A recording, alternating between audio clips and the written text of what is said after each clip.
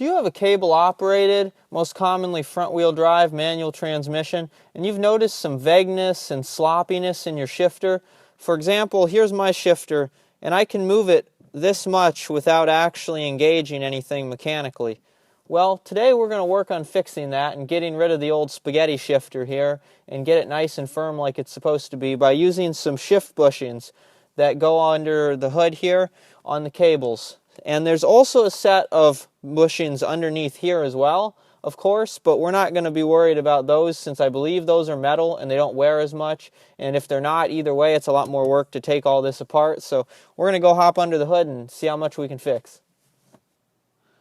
So this video is actually being filmed in the middle of the clutch and flywheel video, and that video is being filmed in the middle of the intake manifold gasket video. So we've got some 3 levels deep videoception going on here. But anyways, you can check those out. I'll put links to those down below. They're real interesting. But what we're working on here is these shift bushings on the shift cables, and you can see there's one right there, and then the other one is right there. And so all you have to do is take the cotter pin out, and then you can pull those out, and it's not too bad, and you should be able to get to it even without having everything torn apart like I do here. So here's an example of that shifter slop that I'm talking about.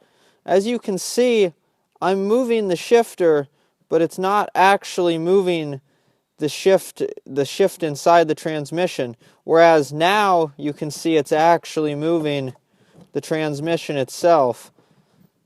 So I mean, you can still shift this way, it's just a little bit annoying to have to deal with that.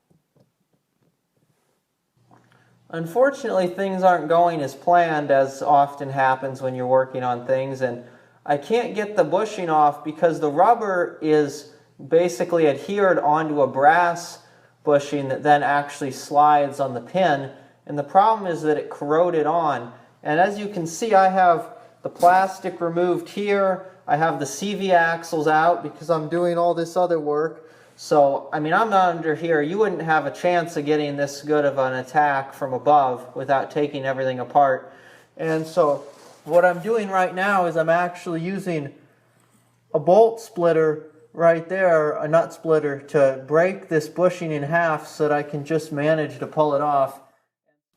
So here you can see now I was able to crack this in half, and now I can get it off. That's the problem, is that stupid bushing corrodes onto this shaft, and then you can't just slide it off. I was able to get the other bushing off using a Dremel. I basically cut a slot against it, and then I used a rocket socket to rotate it, and then I cut another groove onto the other side, and I was able to break that in half. As you can see, the new ones, they don't have a bushing that's metal inside or anything, so they won't corrode, but I'm definitely going to use a lot of lubricant when I put them together, grease as well. And I don't believe you reuse the large washer either. I believe that this clip goes on to retain the housing that goes around it, and then the cotter pin can just go in.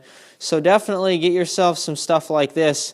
And honestly, given how much I've taken apart down here and up here, if yours don't just come naturally when you're trying to take them off once you pull the pin off, then I would recommend, I hate to say it, but just to leave it alone because of how much work it is to try and get these out.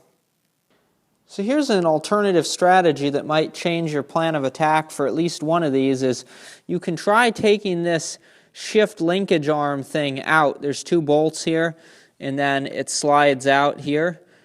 And on the end is one of the 2 pins. So if you're having trouble getting one of the 2 bushings off, you could try doing this. Unfortunately, though, I did break one of the bolts while I was taking it off, so I had to retap this, and I'm going to use new hardware here. But that's kind of the risk you're taking with taking that off, is you get better access, but you might break some bolts. And you can see here's one of the new bushings, and here's the linkage. You can see how tight that new bushing fits. Hardly any play compared to the old ones that were rubber and super worn out and loose. And then also this part here will fall off, so make sure that you don't lose that. Lubricate that.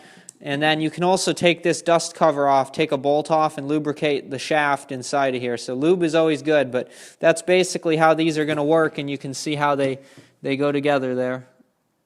I went to put the first bushing in, and I recommend adding a little bit of a chamfer right to this inside one here so that it'll seat all the way down just a little bit better. But anyways, you can see I got the first one in here, down in here, and it's working great. Much less slop than before. And so that's just what we were looking for. Here's everything installed back in the car. These bolts, if you do remove them, the torque spec is 108 inch-pounds or 9 foot-pounds. You can see in here, there are the new bushings, and we've got the pin holding them on, and then the outer pin that holds the plastic shift end on there. Well, that's it for this video. Hopefully you enjoyed. You know, unfortunately, I thought this was going to be a super easy thing to do, but it turned out being a little bit trickier with all that corrosion on the bushings. But if you are able to get it done, I can tell you one thing for sure is, hey, Ratatouille, you're going to have to get a new job because the spaghetti shifter here, it's gone. No more spaghetti shifter. It is like a whole new car almost driving it. I almost have to relearn that instead of going into gear and forcing it in, it just goes right in like it's supposed to. So I'd recommend you at least try, but maybe before you buy anything, just go and see how corroded yours are first. But anyways, go check out my channel. Got lots of other videos on there. I'd really appreciate the comments, like, subscribe, all that good stuff, and I'll see you next time. Thanks. Bye.